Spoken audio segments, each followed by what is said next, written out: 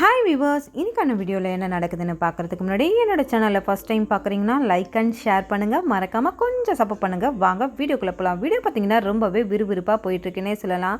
நம்ம கபிலன் பார்த்திங்கன்னா ஒரு பக்கம் யோசிச்சுக்கிட்டே இருக்காங்க. நம்ம வர்மா சொன்னதை அவங்களோட எல்லா இடத்துலையும் நடந்த ஒரு விஷயத்தை பற்றி யோசிச்சுட்டே இருக்காங்க. என்னன்னா அது நம்ம ஐலி இல்லை சிவா யாராவது போலீஸ் இருப்பாங்கன்னு சொல்லிட்டு ஒரு டைம் நம்ம வர்மா சொல்லுவாங்க, உங்கள் வீட்டில் தான் அந்த போலீஸ் இருக்காங்க அப்படின்னு சொல்லிட்டு. அப்போ நம்ம வர்மா ரொம்பவே யோசிக்க ஆரம்பிக்கிறாங்க. அவங்களுக்கு வர்மாவோட விஷயத்தை தவிர நம்ம ஐலி சிவா தான் ரொம்பவே அவங்களுக்கு தொல்லை கொடுத்துட்ருக்காங்க அப்படின்ட்டு அவங்க நினச்சிட்ருக்காங்க. எப்படியாவது இந்த ஐலியும் சிவாவையும் வீட்டை விட்டு வெளியில் அனுப்பணும் அப்படின்னு சொல்லிட்டு அவங்க என்னென்னமோ வேலை செஞ்சிட்ருப்பாங்க கபிலன். ஆனால் அவங்களால முடியவே முடியாது அவங்கள வெளியில் அனுப்ப. இந்த பக்கம் பார்த்திங்கன்னா நம்ம மோனிகா பார்த்திங்கன்னா நம்ம இந்திராணிக்கு எதிராக ரித்திகாவை தூண்டி விட்டுட்டே இருப்பாங்க. எப்படியாவது அந்த இந்திராணி வெளியில் போகாத அளவுக்கு நீ பார்த்துக்கணும், ஆனால் எனக்கு அந்த பென்ட்ரைவ் என் கைக்கு வரணும் அப்படின்னு சொல்லிட்டு நம்ம ரித்திகாவுக்கு ஆர்டர் போட்டு அந்த இடத்துல ஃபோனை வச்சிடுறாங்க. இந்த பக்கம் ரித்திகா இவளை எப்படியாவது நம்ம அந்த இந்திராணியோட நம்ம பென்ட்ரைவை எடுத்தே ஆகணும், இல்லைன்னா நம்மளை இவ சும்மா விட மாட்டா அப்படின்னு சொல்லிட்டு ஒரு பக்கம் பதட்டமாகவே இருப்பாங்க. அப்போ இந்திராணிக்கு நம்ம ஏதாவது ஒன்று பண்ணாதான் கண்டிப்பாக இந்த வீட்டை விட்டு போக மாட்டாங்க அப்படின்னு சொல்லிட்டு பாவையை கடத்தலாமான்னு ஒரு பக்கம் யோசிக்கிறாங்க, இல்லை இந்திராணிக்கு ஏதாவது கலந்து கொடுக்கலாமான்னு யோசிக்கிறாங்க. என்னென்னமோ அவங்க யோசிச்சுட்ருக்காங்க. அந்த மாதிரி ஒரு வாட்டி பண்ணும் போது தான் அந்த பூந்தொட்டியை அவங்க மேலே தள்ளும் போது தான் அதை ஐலி பார்த்துடுறாங்க.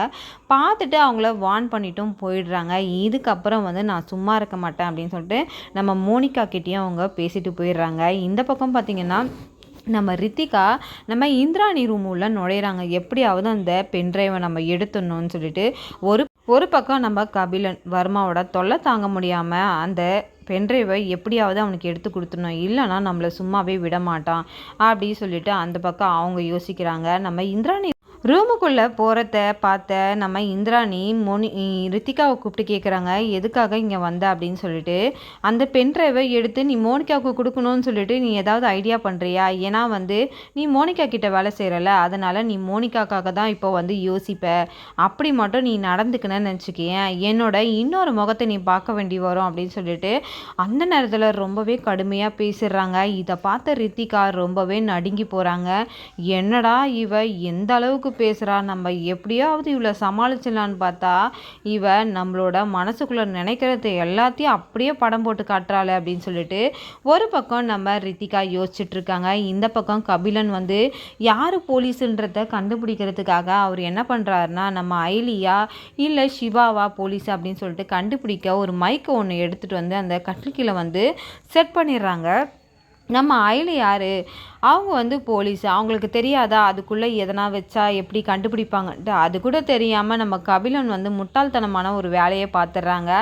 இதை நம்ம ஐலி யார்கிட்டயோ ஃபோன் பேசிகிட்டு இருக்கும்போது அந்த டிவைஸ் அவங்களுக்கு ஒரு மாதிரி கட்டாய் வரும்போது ஏதோ ஒரு டிவைஸ் நம்ம வீட்டுக்குள்ளே இருக்குது, அதனால தான் கட் ஆகுது அப்படின்னு சொல்லிட்டு நம்ம ஐலி உஷாராயிடுறாங்க அந்த இடத்துல. அப்போ நம்ம சிவா அந்த இடத்துக்கு வரும்போது ஐலி கோட்வேர்டில் பேசுகிறாங்க. இந்த மாதிரி என்னோட பேண்டு பார்த்தீங்களா அப்படின்னு கேட்கும்போது, உன்னோட பேண்டை நான் ஏன் பார்க்குறேன், நீ அதெல்லாம் உன்னோட இதில் தானே வச்சுருப்ப அப்படின்னு சொல்லிட்டு சிவாவும் கலாச்சிட்டு பேசுகிறாங்க.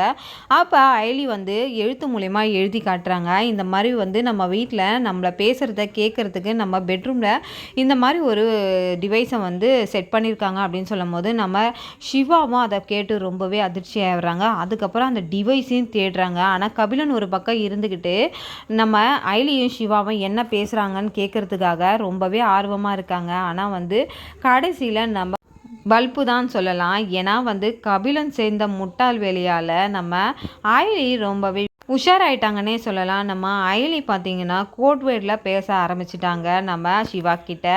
அப்போ என்ன சொல்கிறாங்கன்னா, ஐலி இந்த மாதிரி நம்ம ஒரு ஆளை பற்றி நம்ம இது பண்ணிகிட்ருக்கோம்ல, அந்த ஆள் மூலயமா நம்ம ஏதாவது தெரிஞ்சுக்கலாம் அப்படின்னு நினச்சிட்டு இருந்தோம்ல, இனி அதுக்கு வாய்ப்பே கிடையாது ஐலி. ஏன்னா அந்த ஆளால் நம்மளுக்கு எந்த ஒரு பிரயோஜனமும் கிடையாது, அதனால நம்ம போட்டு தள்ளிடலாம் அப்படின்னு சொல்லிட்டு சொல்லும் போது இதை கேட்ட கபிலன் ரொம்பவே நடுநடுங்கி போயிடுறாங்கன்னே சொல்லலாம். என்னடா இது, நம்ம ஒரு செக்கு வச்சா நம்மளுக்கே இவங்க ஒரு செக்கு வைக்கிறாங்களே அப்படின்னு சொல்லிட்டு உடனே வெளியில் வந்த சிவா என்ன பண்ணுறாங்கன்னா கபிலனுக்கு ஸ்வீட் கொடுத்து இந்த தம்பி சாப்பிடு அப்படின்னு சொல்லும் போது நம்ம கபிலன் பார்த்தீங்கன்னா எனக்கு வேண்டவே வேண்டாம் அப்படின்னு சொல்லிட்டு தரிக்க ஓடிடுறாங்க. இதை பார்த்த ஐலி சிவா ரொம்பவே சிரிச்சுக்கிட்டு இருக்காங்கன்னே சொல்லலாம். இந்த பக்கம் நம்ம ரித்திகா ஒரு பக்கம் மோனிகாவுக்கு ஃபோன் பண்ணி இந்த மாதிரி நான் உங்கள் ரூமில் அந்த பென்ட்ரைவை எடுக்க போனேன், ஆனால் என்னால் கண்டிப்பாக எடுக்கவே முடியாது, தயவு செஞ்சு அந்த வேலையை மட்டும் என்கிட்டேருந்து கொடுக்காதீங்க மேடம் அப்படின்னு சொல்லிட்டு ரித்திகா கிட்ட சொல்லிடுறாங்க. அப்போ பார்த்தீங்கன்னா நம்ம இந்திராணி அந்த வீடியோவை டெலிகாஸ்ட் பண்ணுறதுக்காக ஆஃபீஸ்க்கு போகிறதுக்கு கிளம்புறாங்க. இந்த பக்கம் ஐலியும் சிவாவும் நம்ம இந்திராணிக்கு பாதுகாப்பாக போகிறாங்க. ஆனால் இந்திராணி சொல்லுவாங்க ஏதோ ஒரு சக்தி என்னை பாதுகாக்குது, அதனால எல்லாத்தையும் நான் துணிஞ்சு செய்வேன் அப்படின்னு சொல்லிட்டு அதை சொல்லும் போது நம்ம ஐலி சிவாவுமே ரொம்பவே யோசிச்சு இனி நம்ம அவங்களுக்கு பாதுகாப்பாக இருக்கணும் அப்படின்னு சொல்லிட்டு சொல்கிறாங்க. இதனால் நம்ம கபிலனும் அக்கா போகிறத பார்த்துட்டு பின்னாடியே போகிறாங்க. எப்படியாவது அக்கா கிட்டேருந்து அந்த பென் ட்ரைவை நம்ம எடுத்துடணும் அப்படின்னு சொல்லிட்டு இந்த பக்கம் நம்ம கபிலனுக்கு வர்மா ஃபோன் பண்ணுறாங்க. என்ன கபிலா, பென்ட்ரைவை எடுத்துட்டியா அப்படின்னு சொல்லிட்டு கேட்கும் போது இல்லை வர்மா, இந்த மாதிரி அக்கா ஆஃபீஸ்க்கு கிளம்பி போயிட்டாங்க, அங்கே போயிட்டு அதை டெலிகாஸ்ட் பண்ண போயிட்டாங்க அப்படின்னு சொல்லும் போது இதை சொல்ல உனக்கு அசிங்கமாக இல்லை, கொடுக்குற வேலையை உனக்கு ஒழுங்காகவே செய்ய தெரியல அப்படின்னு சொல்லிட்டு கண்ணா பின்னான்னு நம்ம வர்மா நம்ம கபிலனை திட்டும் போது கபிலன் ரொம்பவே டென்ஷன் ஆகிடுறாங்க ஒரு பக்கம். இந்த பக்கம் நம்ம மோனிகா ரொம்பவே கோவத்தில் இருக்காங்கன்னே சொல்லலாம். இந்த இந்திராணி மட்டும் இதை டெலிகாஸ்ட் பண்ணிட்டா கண்டிப்பாக நம்மளோட ஆஃபீஸ் நம்ம பின்தங்கி போயிடும் அப்படின்னு சொல்லிட்டு நம்ம ரித்திகாவுக்கு ஒரு பக்கம் பயம் இருந்துக்கிட்டே இருக்குது.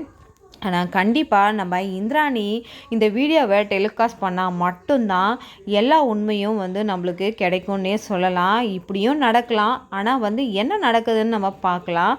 கண்டிப்பாக இந்த வீடியோவை அவங்க வெளியிட்டாங்கன்னா நம்ம வர்மா மினிஸ்டர் எல்லாருமே அவங்க மாட்டிப்பாங்க, நம்ம அயலிக்கிட்ட கபிலனும் தொக்கா மாட்டிப்பாங்க.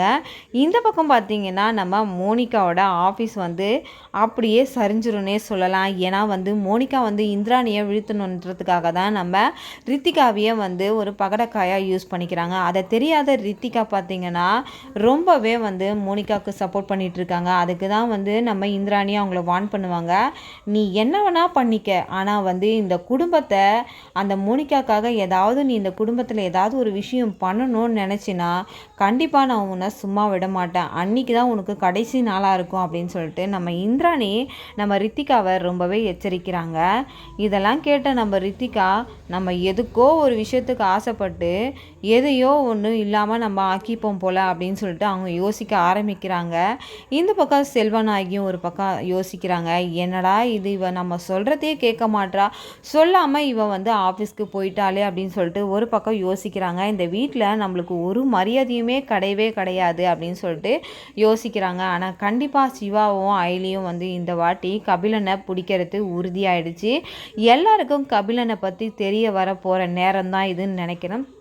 பொறுத்திருந்து பார்க்கலாம் இதுக்கப்புறம் இந்த வீடியோவில் என்ன நடக்க போகுதுன்ட்டு. இந்த வீடியோ உங்களுக்கு பிடிச்சிருந்தா மறக்காமல் உங்களோட கமெண்ட்களை என்னோட கமெண்ட் பாக்ஸில் தெரிவிங்க. அப்படியே வீடியோ பார்த்துட்டு இருக்கவங்க எல்லாருமே என்னோட சேனலை சப்ஸ்கிரைப் பண்ணிவிடுங்க. பாய்.